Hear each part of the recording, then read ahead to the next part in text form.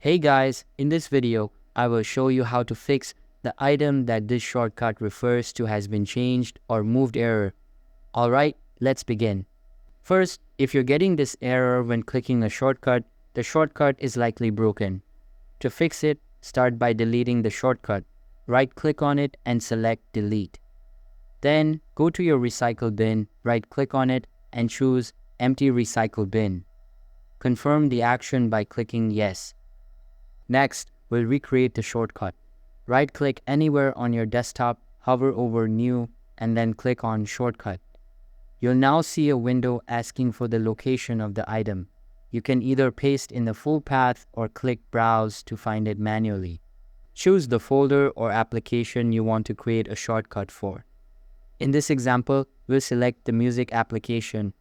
After selecting it, click OK and then click Next. You'll be prompted to name the shortcut. Type any name you prefer, then click Finish.